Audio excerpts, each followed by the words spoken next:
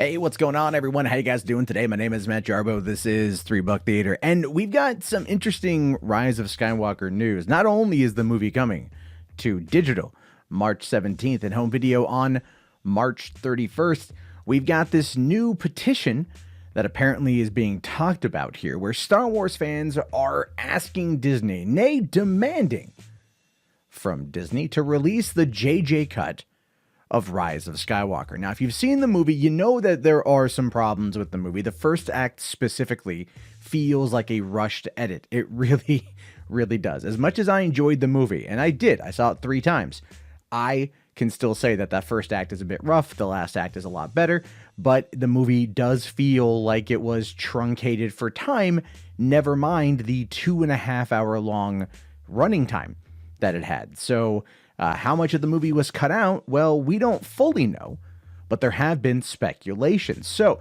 fans here are asking for Disney to release it. And honestly, all things considered, they should special edition the F out of the Rise of Skywalker. Give us the deleted scenes, put into play, and let people see it in its entirety on home video. And I think that would go a long way to maybe give us a more complete version of whatever it was that JJ was making, considering the fact that so many people out there believe that there were multiple cuts of the film. You hear commentary about there being a George Lucas cut, which is not true, that there is an Iger Kathy Kennedy cut, which is probably also not true because they were editing the movie in-house at Bad Robot, and all these competing cuts, and then all these things with test screenings, and again, none of it's accurate.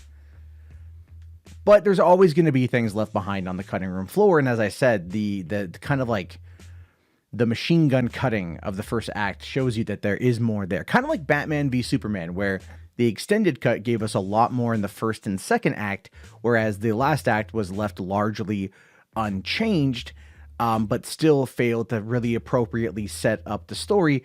And there are elements of the first 2 acts of The Rise of Skywalker that I would really love to see fleshed out a bit more.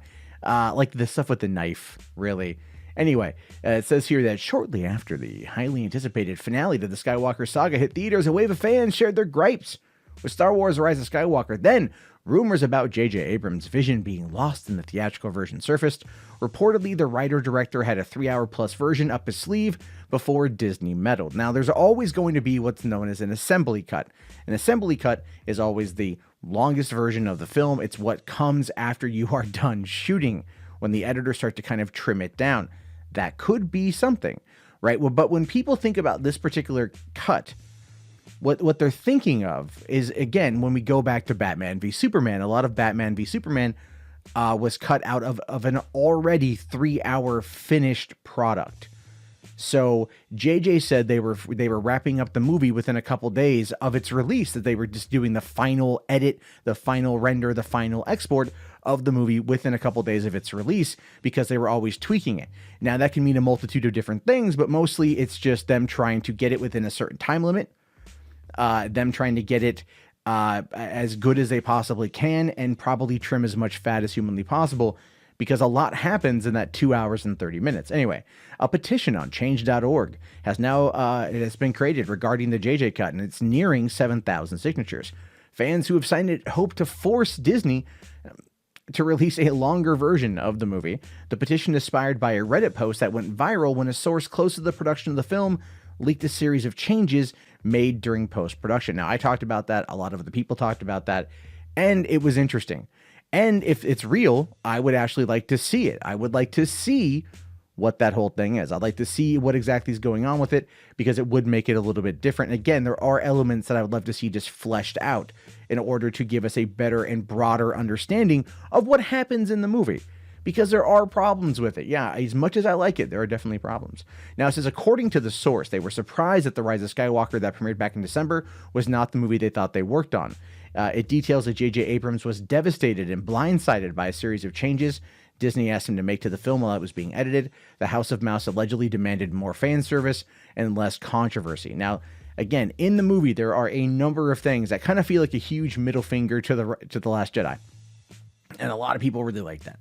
But unfortunately, there was a lot of fan service, and there wasn't really a lot of controversy outside of the Jedi Paxis leaks that didn't quite describe certain scenes in the right proper context. And of course, in bullet point form, nothing ever sounds that great. But those leaks actually turned out to be real, which was pretty crazy. But anyway, diving over here to the petition itself, we can see, make Disney release JJ Abrams' 3-hour plus cut of The Rise of Skywalker, saying that JJ originally had a 3-hour cut of the film. However, Disney took creative control over Star Wars and prevented JJ from telling the full story he had in mind. Please read this article that's linked for further insider details. I'm going to go to this article, but let me preface it by saying it is as tinfoil as you think by just reading the name. And I say that because this particular person used to spam my inbox with every article that he put out. And I covered a bit of it at the time because I was looking for content. And then after a while, I realized that he's kind of just insane. And so I stopped. So it's from this blog called Disney Star Wars is Dumb. It's by a guy named Ichibaka. And he put out, he's a weird dude. And then this is coming in from January 2nd, purported insider posts. And again, it's literally just covering it from Reddit. So you can take that for what, again, the Reddit post is where it comes from. It's not coming from this particular blog post. Anyway, it says, we already know how it is. Like some scenes, cut scenes included more LGBTQ representation, Force Ghost, more insight in the Rey Kylo emotional struggle, including a stellar performance by Adam Driver, more nods to other franchise movies, expanded context on crucial scenes such as Han Solo's visit to Kylo, as well as Rey killing Kylo / healing Rey, justified Knights of Ren, Force-sensitive Finn, and much more satisfying and mind-blowing ending.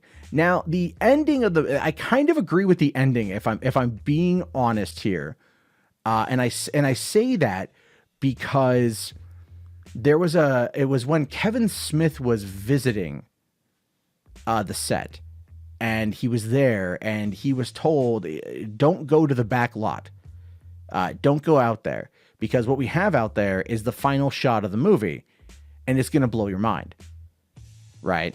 He said that's what JJ had said to him. Now, here it is all this time later, and I think I know what that final shot was.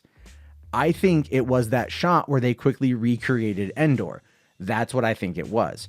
I think that was what he was talking about, was not the final stuff of them all hugging and back at the base and whatever, but it's the shot of Wicket and his son on Endor as they're looking at another Superstar Destroyer that's being destroyed.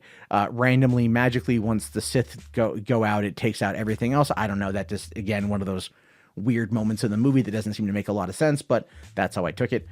Anyway, that's what I think it was. I think it was the Endor spoiler is really what he's talking about. Because other than that, I don't quite know what it could be. I don't quite know what it could be.